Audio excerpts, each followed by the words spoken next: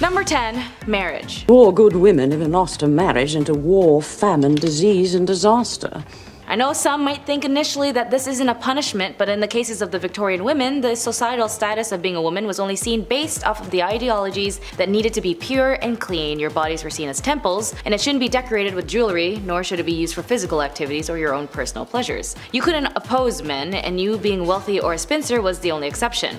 Single women were looked down on with shame and pitied, and as your main purpose as a woman was to marry and reproduce. Even young girls at the age of 8 to 12 would stop working as if there was no child labor laws or protection laws for children, and as soon as these women or young girls were able to menstruate, they would be negotiated into marriage and no longer be able to sustain themselves financially or just be a kid.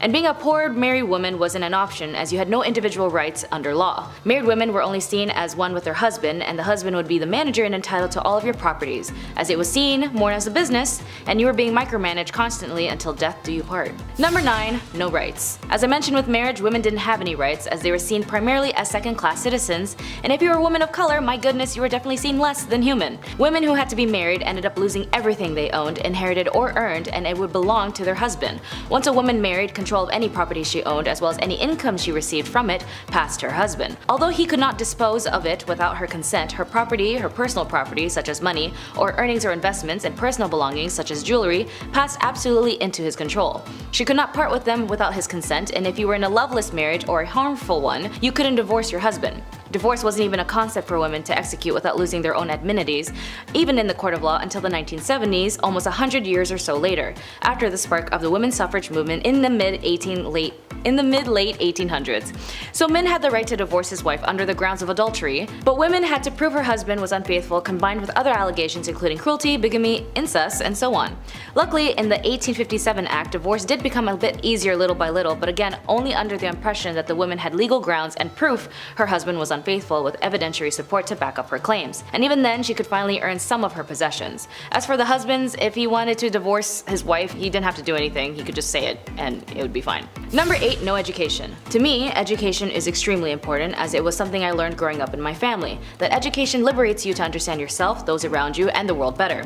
And for women in this era, they were received less education than men. They were banned from universities and could only obtain low-income paying jobs, as she was not allowed to follow a profession, as they were all closed to women. And the irony of them having Queen Victoria as the reigning accolade of this era, a woman and women of these times couldn't get an education to liberate herself or her children from defamation if the husband no longer sees her as a useful asset. So for women, especially those who could afford it, was raised in a privileged household with financial backings and exceptional family background, her education was only seen as accomplishments. Like, oh darling, she's a very accomplished woman, is something you might hear in these type of movies that depict the era, which only indicates that she had artistic talents like singing, dancing, and knowing foreign languages, and anything to help earn them a husband and be a benefit in the house. Even doctors at this time believed that if a woman studied too much education, she would stunt her ability to reproduce. Wild as hell. And when university allowed women to attend their lecture halls, their families would actually forbid them from going, worried that it would prevent them from finding a husband. Number 7. The right to work. Work was only available to those who had no choice, as their societal status prevented them from leveling up to the ladder to have a better life independently. Even more so, women who were labeled as part of the working class, these women fueled the industrial revolutions, making up to 60 to 80% of the working force in light industries such as cotton manufacturing. Even more so, those who were labeled as part of the working class, women of this era fueled the industrial revolutions, making up to 60 to 80% of the workforce in light industries such as cotton manufacturing. Women that had jobs outside of the home made them less likely to marry, leaving them with no choice but to stay in undesirable situations that made them undesirable themselves. In one study by the Buffalo State had noticed classing the women and children together as helpless creatures needing the protection of strong men. They were indignant at the knowledge that women had to support themselves, that they had suffered degrading wrongs as working women. So for some, they'd have to result themselves into committing adult work, or even for some unfortunate circumstances, be sold into adult work, as they had often had heavy debts from predecessors or even used as bargaining chips for their partners. Poor women were not regarded as the Victorian society, as they could not fight back, as men had captured these women, straight up kidnapping them, and kept them at their house. Differences in societal classes led to some women being ignored and unacknowledged in society for economic reasons and for the pleasures of some men. Women of the night had no exits of this profession and were stuck in this life, and they would be beaten, tormented, as this was obviously shamed on, as well as being arrested, which would lead us to number 6. Number 6. Women who were in prison. In some revolutionary standpoints, being in prison might make you look like a hero or a villain, as it depends of what you were doing or what you stood for. For the Victorian era, women who had been the most vocal at this time for a multitude of things like women's rights, the women who were caught in the act of selling their bodies in order to obtain financial means would be arrested and sent to prison. But even women who were not adult workers would be arrested. Women who had premarital pregnancies, truancies, or adultery, or kept bad company would also be arrested. They would be sent to prisons or reformities. As for women of these times, a small step off of the Victorian pedestal made for a long fall. Women sent to prison in the Victorian England were subjected to regimes whose project was to enforce idealized femininity. This individualized treatment aimed at more regeneration than discipline and was administered by an entirely female staff aided by middle-class philanthropic lady visitors. Considering women were placed only into two categories, being a wife and a mother, the reality is that they lived in a world that discriminated heavily against them. Due to their superior physical strength, men considered themselves the dominant sex and sought to keep women subdued for as long as they could. Number 5. Strangulation. Now for the more morbid section on this list, although stoning may seem like a common thing in this era as a form of capital punishment, whereas an individual is pelted with stones until death actually was not common associated with ancient Egyptian legal practices based on available historical and archaeological evidence. The primary method of execution in ancient Egypt was typically strangulation or impalement. Stoning as a form of capital punishment is more commonly associated with other ancient cultures in the region, such as ancient Mesopotamia or parts of the Levant. In these societies, stoning was indeed known as a form of capital punishment for various offenses, including adultery. Strangulation was one of the most common methods of execution in ancient Egypt. It was typically used for serious offenses and could be applied for both men and women. In cases where capital punishment was deemed necessary, strangulation was a method employed to carry out the sentence. Number 4. Lacerations. When it comes to corporal punishments, as I mentioned above, those who do commit adultery might deal with the consistency of beatings or lacerations. Texts speak of thrashing with a wooden stick, give 10 to 20 to 50 to 100 or even 200 times. They also mention branding and mutilation of the nose and ears. Tomb reliefs often show beatings of people, but in most cases these are private coercions of subordinates, not an official penalty. Sometimes the culprits are bound to a pillory. These punishments were all carried out in public and therefore also meant a loss of honor and degradation of the culprits. The results of these measures can be seen on many skeletons, as they are also including cutting off limbs, noses, and other parts of the body as a form of punishment, specifically connected to adultery or if you were married, specifically a married woman. It is a crime deserving of death, as it is easier to commit any other sin after that. The husband had a legal right to punish or forgive his wife or leave the court if the husband accuses the wife with no proof. The punishment of a man was much lighter and the woman of the crime of adultery, as the Egyptians believed that offense falls primarily in the hands of the woman, while the women would be killed as the men would severe just 1,000 blows. Number 3. Burning alive. Referring back to the Code of Hammurabi, the code was enlisted under the morals and the laws in ancient Egypt and Babylon. When it came to intimate relationships with your close family, you'd be subjected to many listed punishments, as in dealing with seduction or physically harming someone intimately. The Hammurabi inflicts the penalty of burning if you were to have a physical intimacy with your mother, but since this was ancient Egypt, unless you were a royal who needed to pull an Oedipus complex to maintain your rule and connection to the monarch position, it wasn't something looked down on but normalized. As this is a civilization that needed a monarch rule at all times to guide the nation, but it is good to note that it was a typical Western interpretation that this era was prone to burning alive people, when the irony was that the Europeans burning women, being witches or even more heresy, were more burned. Number 2. Head be gone. The ancient Egyptians set harsh punishments for those accused of treason or corruption. The death penalty was usually applied by impalement, thumping, or a 100-fold fine, and this applied to both men and women. The decree also referred to the death penalty for someone who steals an animal belonging to the temple and transfer it to another party, while confiscating the property of the thief in favor of the stolen temple. The ancient Egyptians distinguished between the stolen goods and the attribute of holiness, and considered it a religious crime that requires execution, and those stolen goods that do not affect the sanctities, settling for the penalties of beating and the fine for the theft 100 times of the value of the stolen items. Number 1. Buried alive. Of course, all of these leads to death eventually, as the punishments were drastic, dangerous, violent, and vile. I mean, if you somehow survived the beheading, then what a miracle that would be. But death was only reserved for the extreme measures of punishment for women of these times. As I mentioned, there was very minimal, if not just the common punishment of corporal punishment. The scariest, in my opinion, would be buried alive. In some cases, individuals might be sentenced to be buried alive, although this was likely a very rare extreme form of punishment, most likely only reserved for the ones with extreme cases of crime. It's important to keep in mind that our knowledge of specific cases and punishment in ancient Egypt is limited, as much of what we know is derived from inscriptions, legal texts, and other historical records. Additionally, practices may have varied over time and in different regions of ancient Egypt. The legal systems and punishments evolved over the millennia, so there could be variations in practices depending on the specific period within ancient Egypt history. Violence against women is a human rights violation, potentially touching on the rights to life, to equality, to liberty, and security of persons, to equal protection under the law, to be free from all forms of discrimination and violence, to the highest standard attainable of physical and mental health, to just the favorable conditions to work, as well as the rights to not subjected to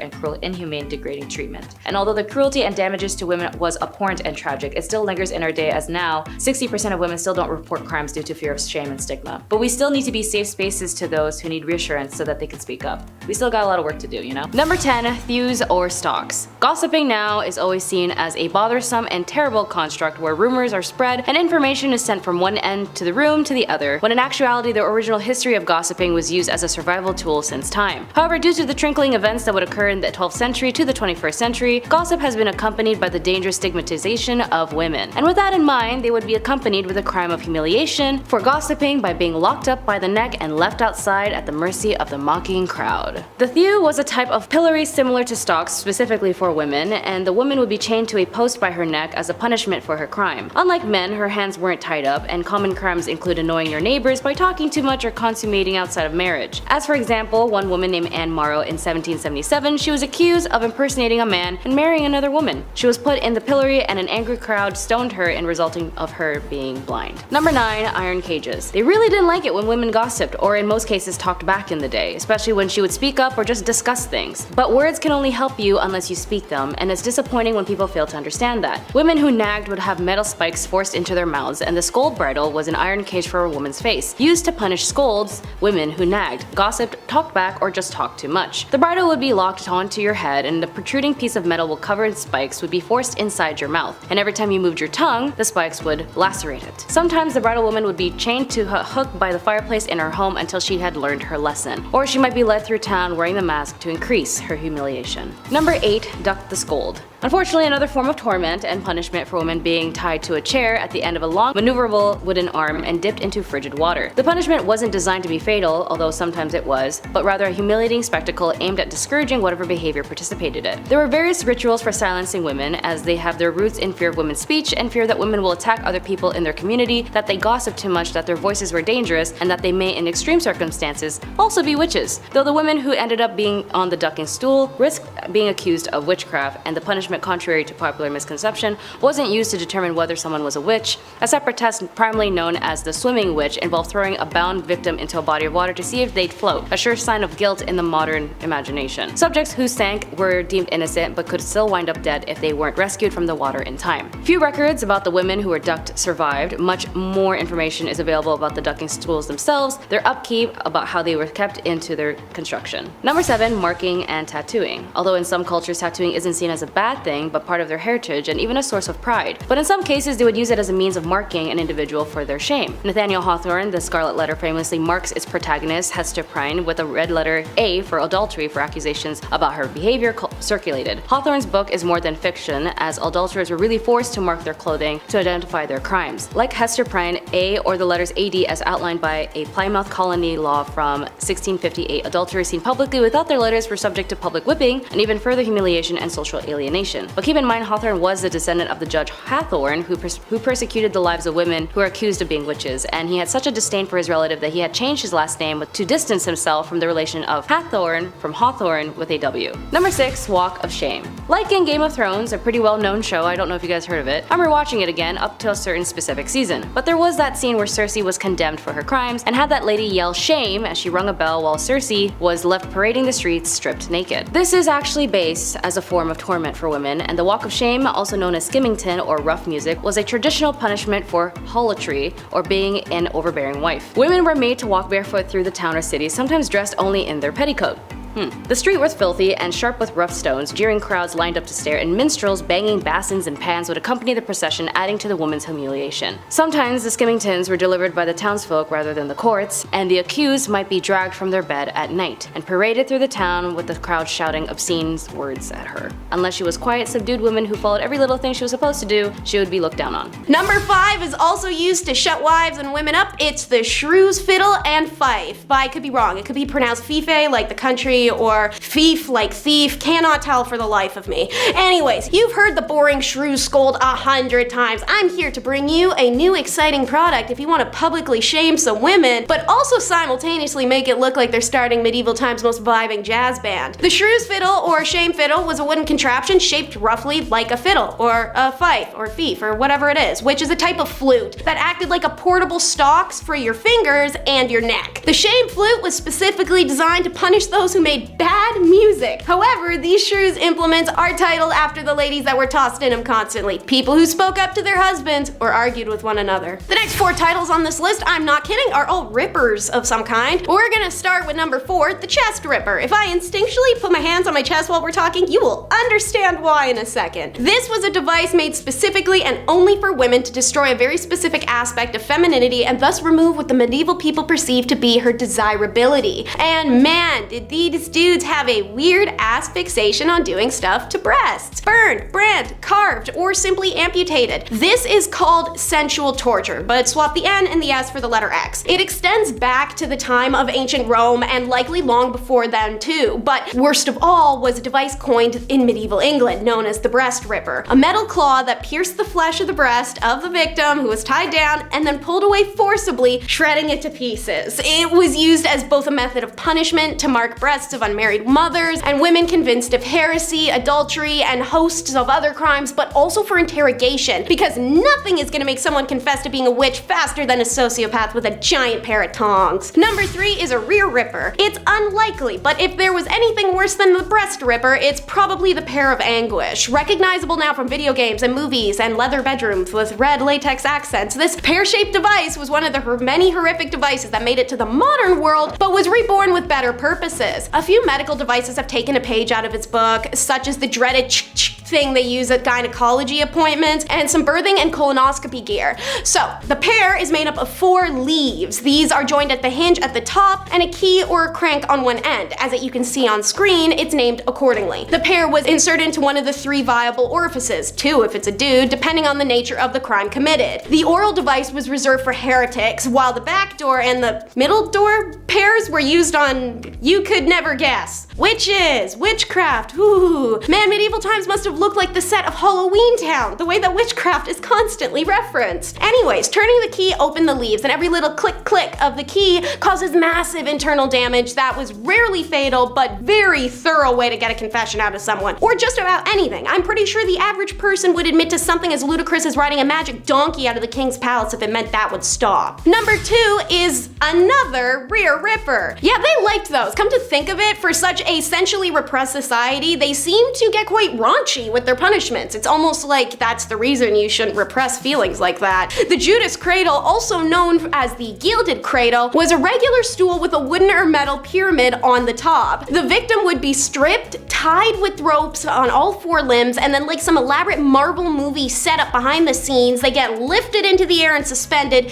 just over top of the pyramid. Then their bits are adjusted to sit right on top of the pyramid. From here, the captive holder could torment them further, try to get confessions, whatever, before letting loose more and more of the person's own body weight, which would slowly impale them downwards on the pyramid, which in turn would start making room for itself. This punishment method was frequently used in the Inquisition, but I invite you to guess when else. Could it be A, witchcraft, B, witchcraft, or C, witchcraft? If you guessed any of those 3, you're right, because pretty much every medieval punishment for a woman was because she talked too much or made a soup that tasted too good, so the devil must have done it. Alright, the last in our little ripping montage, number 1 is the rail rip, aka a wooden horse, also known as riding the rail. It's an effed device of which there are 2 variations. The first is like a balance beam from gymnastics but triangular, mounted on a sawhorse-like support. The victim is made to straddle the triangular horse and place their full body weight down on the hoo-ha area, which rested on the blunt point of the angle. Weights and additional restraints were added to keep the victim from falling off, but also to drag them down. Left for days, it can begin destroying your pelvis as well as dislocate all of the joints in your legs. A less immediately painful variation is a single plank of wood supported, again with the wooden legs or sometimes suspended from the ceiling, horizontal from the floor on its side with a thin edge and sharpened extremely. The victim is made to straddle the plank, which is adjusted to their height so that they have to stand on their tiptoes or let their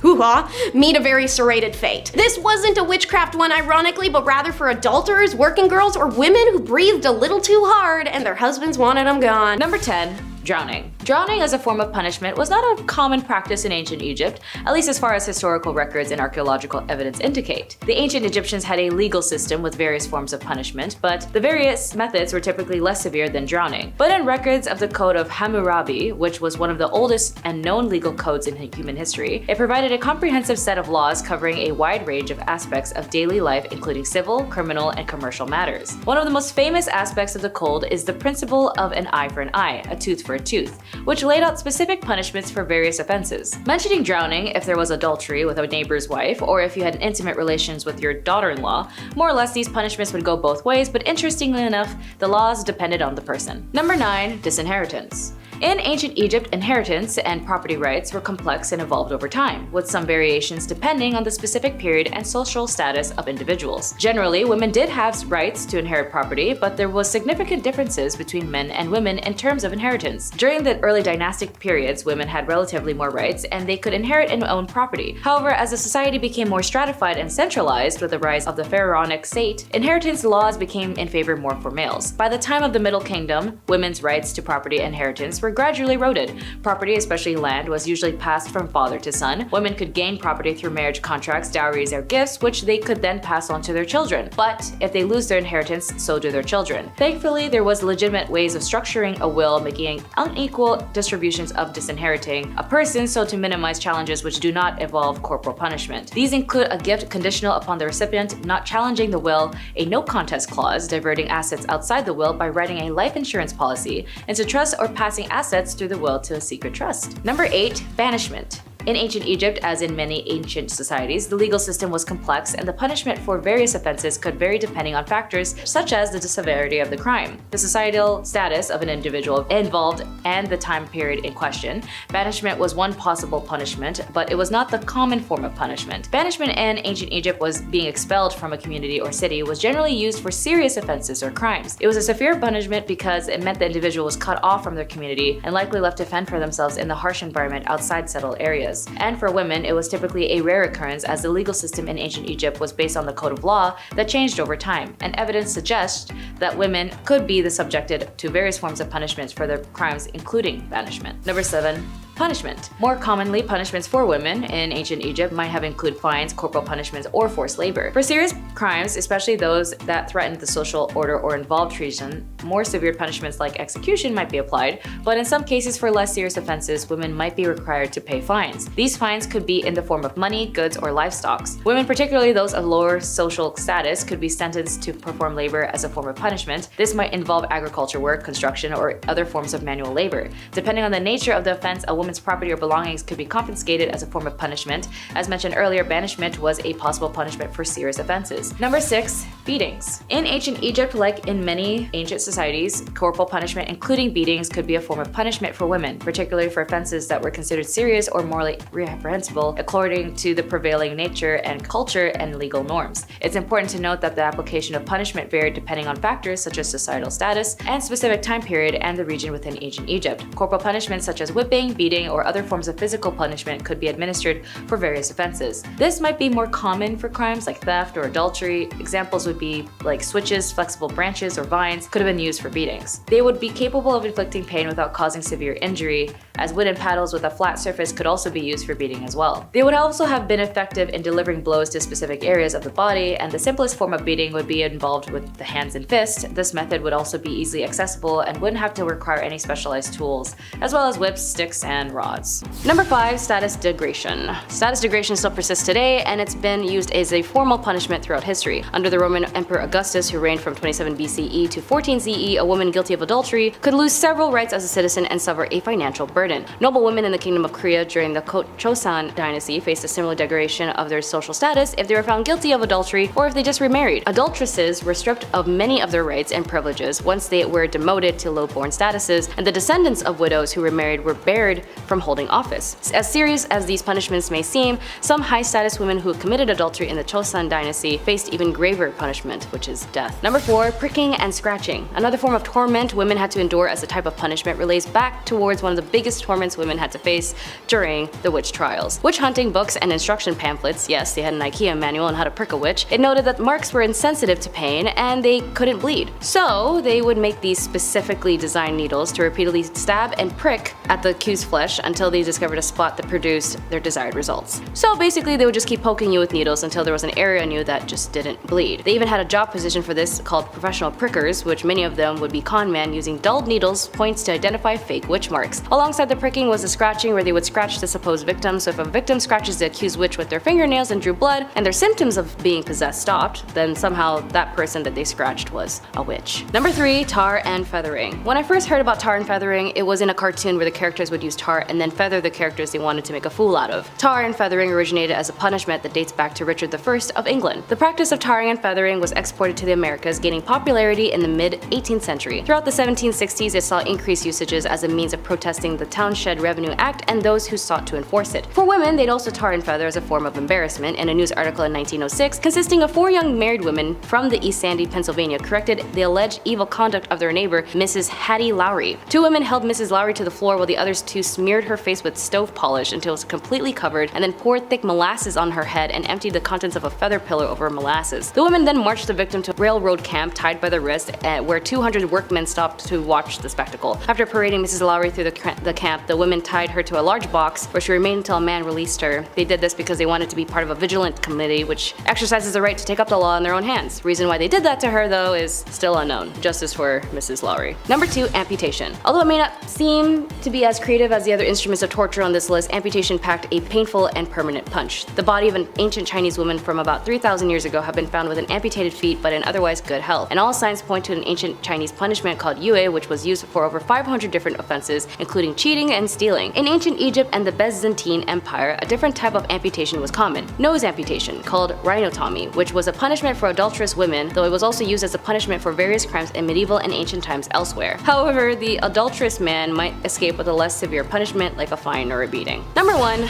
burnt to death. Although it is noted that the most famous form of torment and method of getting rid of a witch was to burn her or burn them by the stake, but this was more common in Europe during the very early 1300s to the end of the 17th century. In England and most of their colonies, the witch trials would go on like every other crime, and when someone was convicted of witchcraft, typically they would be hanged. But with the burning alive, that was more specifically used in Europe, especially in Scotland. Women accused of witchcraft and communing with the devil would be burnt, but it was also a common punishment for treason or heresy. A woman might have her limbs covered in tar, as well as being made to wear a tar-soaked dress and bonnet, and she would then be tied up by the neck on a barrel and the fire would be lit. She would be simultaneously burnt and hung in a blazing inferno, or they wouldn't bother to hang her, instead placing a bundle of twigs around her feet so she would be consumed in a sheet of fire and burnt alive. Notably, another famous person who was also in this unfortunate spectacle was Joan of Arc. Such as the first one to make me puke, number 10, denailing. It's one of those torment styles I feel needs no explanation. The name kinda says it all, but to include you in the horror, the definition of denailing is the forcible extraction of fingernails or toenails or both. And man, was it a favorite method of the medieval times. And a fun fact I learned, the term cutting it to the quick actually originates with this horrible punishment. The quick is the nickname for the fingernail skin, aka hypococceium. So when you're cutting it to the quick, you're digging up someone's fingernails. In its simplest form, denailing was done by first constraining the prisoner on whatever tabletop or chair, whatever you got ready to tie a person to. Then metal forceps or pliers, often heated over fire until red hot, grasp each nail at its edge and tear it from its nail or toe bed. Okay, Ma, this right here is why I am okay with the fact you never broke my nail biting habit. Unfortunately for me, the other variant of this would have still worked, because in version 2, they wedged something under the nail first and then hit it inwards to separate the nail from its bed. This was a favored method of the medieval German witch hunters, who would dip the wooden skewers in boiling sulfur before wedging them in, which would burn the incredibly sensitive flesh of the underside of the nail. When enough skewers have been driven home to ply each nail loose from the bed, only then is the nail torn from the root with a pair of pliers. Okay, one and done. Let's hit number 9, which is stocks. And just like the stock market, it's scary and confusing. The people involved are sitting on their ass. Sorry, the joke was there, I had to go for it. So, stock is both physical torment and public humiliation, the best of both types of medieval punishments. Okay, so you know that thing where they bend you over and they put your head and your wrists in it like this, as seen in the beautiful period piece Shrek? The stocks are similar, but for your feet. Difference is that a person is placed in the stocks sitting with their legs extended in front of them and their feet are locked into place. Sometimes their hands or their head might be chained for funsies onesies too, but overall they're left lying on the ground, or if they're lucky, they have something under their butt. Stocks could be found in the most public places available, where a town crier would come out shaking that big ass bell and telling the bored masses they could contribute to punishing offenders against the standard of conduct of the time, aka free-for-all. See this defenseless person literally lying on the ground having an existential crisis because all they did was have a pimple that looked kind of like a witch spot, and now their feet are in a Lego block? Get some repressed, unacknowledged feelings out. Feel free to berate, attack, spit, kick, urinate, defecate, or even violate the man or woman in their immovable state. This was super popular among civil authorities in medieval times and was at its peak use during the Elizabethan England and the Spanish conquistadors tormenting those in the New World who fought back against Christianization. It was not uncommon for people to be kept in stocks for several days to die of hypothermia or heat stroke. Number 8 is the Catherine wheel, which was named after Saint Catherine of Alexandria, who wasn't ever actually killed on one of these, but the fictitious story stuck and so did the name. So, medieval France and Germany loved this bad boy, which was essentially a giant cartwheel put on a lazy Susan. Folks would be stretched out on it and then tied down, then quite literally became a wheel of fortune, because ideally the dude wielding the massive hammer taking swings at you while you slowly spin in a circle gets dizzy and misses. More often than not though, folks ain't that lucky. This wheel would be spun nice and slow over the hours, and the hammer wielder would break different limbs as they circled past him. Once all the limbs were reduced to spiky bone fragment skin slabs, sorry, but the person was left on the wheel to die. It could take hours, even days, before shock and dehydration did its course. If your offense was less severe, or you could bribe someone, or you were at least well liked, the first blow would be to the neck in hopes of smoking you quickly, known as coup de grace, aka blows of mercy. Otherwise, they went from the feet up, baby, and the number of sequences of blows are specified in the court sentence. How, as a lady, did you earn the Catherine's wheel? Cheating, witchcraft, treason. Next up for number 7 is the piquette, the perfect device for your DIY executioner. All you need is a stake, a hole in the ground to stick it out of, some rope, and a little bit of friendship. It was usually used as a military punishment, however the piquette did make its rounds, even ending up in a famous illustration of a woman being subjected to it during the French Revolution. Alright, so what you need to pick up from your Hobby Lobby or your Michael's Craft store is a stake. You're gonna stick one end of it in the ground and then the exposed end facing upwards. Make sure to grab a saw and sandpaper, because you're gonna need that exposed end to be sharpened to a rounded point, not a pointy point. Now grab some rope and your malefactor, who is typically a soldier who had disobeyed order, or a woman accused of witchcraft or sleeping around. You're gonna use that rope to suspend them from the tree by this region of the thumb, while the sole of their opposite bare foot was balanced on top of the stake. The point of the stake was sharp enough to jab into the arch uncomfortably, but not enough to pierce your foot. Want to get the pressure off? You have to regulate all your body weight into the thumb that's suspending you. And yes, you may be thinking, wouldn't that tear your thumb from its socket? Absolutely, which is why you'd shift your weight back onto the painful foot.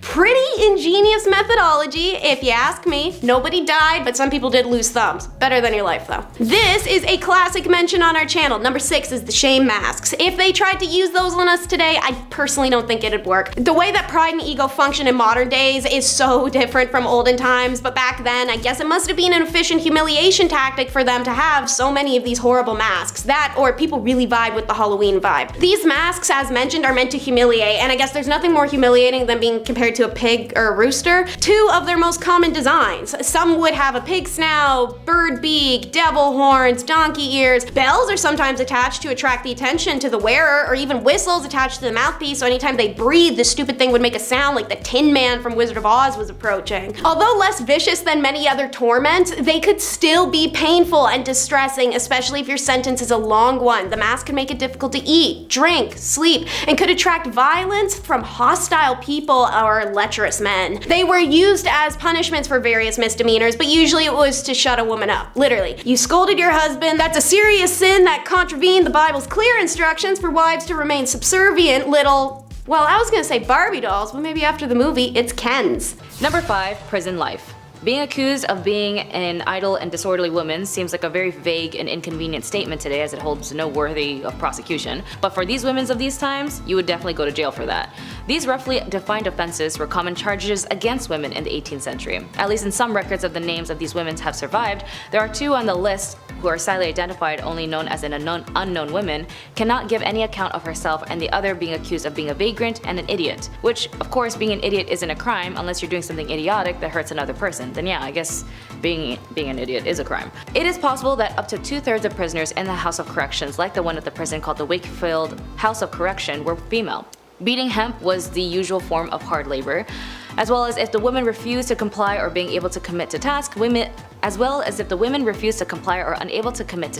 whipping and beatings were also a commonplace, particularly to those who convicted of vagrancy, lewd conduct, and night walking. Number 4, domestic harm. This is sort of stemming back to the whole marriage thing in number 10, as it basically ties in on how horrible life was being a woman in the Victorian era, or just being a woman in general in any historical time.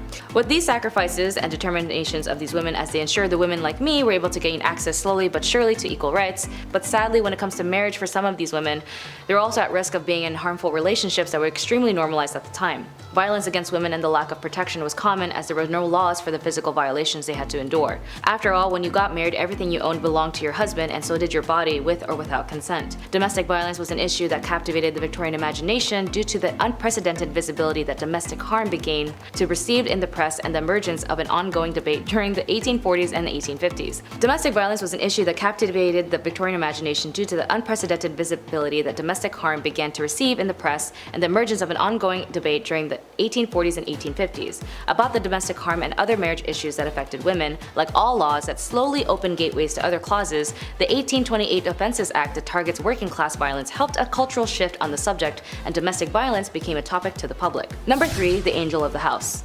Or the angel in the house.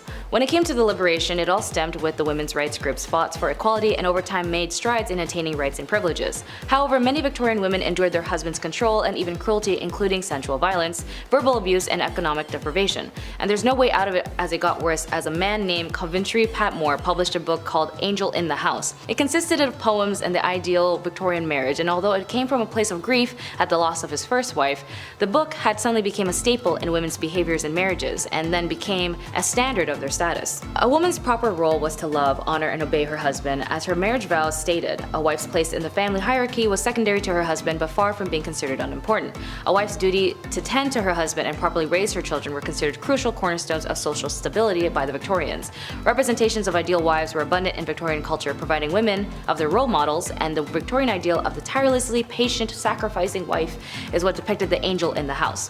And for these middle-class women, mimicking the angel in the house gave them more opportunities to find a successful match in marriage. Number 2, the House General. The House General, and a term coined in 1861 by Isabella Beeton in her influential manual, Mrs. Beeton's Book of Household Management. Because for women they needed a manual on how to be a good wife, a good woman, and a good so on and so forth. Here she explained that the mistress of the house is comparable to the commander of an army or the leader of an enterprise.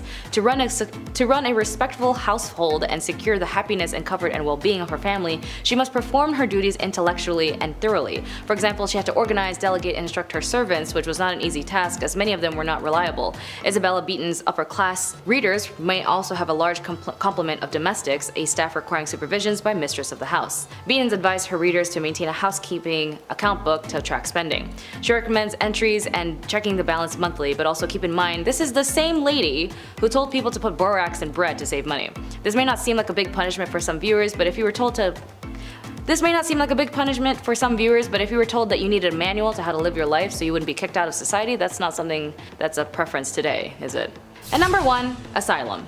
Now, if you're a woman who was out of the realms and just didn't want to be part of society like everyone else, maybe just suffered a series of mental health issues or even just looked ugly, you might find yourself in an asylum. They had such ridiculous reasons to lock up a woman, as I mentioned in the prison section on this list. From being a vagrant, disorderly, or whatever the case was, you'd go to prison, or even more so, to the asylum. For some families, if they just didn't know what to do with you, they just toss you into the asylum for not being complicit. In an investigation by a very passionate and amazing writer named Nellie Bly, she had experienced firsthand on the field of the mistreatments, the devastating conditions, and harm patients had to endure. In her report published in 1887 and later published in the book 10 Days in the Madhouse, it caused such a sensation it prompted the asylum to implement reforms and shed the light on the significant impact on American culture. Anyways, being a woman was tough as hell in the Victorian era, but with their determination for the right to vote, the women's suffrage movement that enforced lawmakers to ensure them to obtain sustainability today is the reason why there are so many genuinely incredible women who are able to become who they want to be. And it is important to note those who do not know how to look back at where they came from will never get to their destination. So be sure to read up and learn a lot. After all, the answer in our future is laid dormant in our past.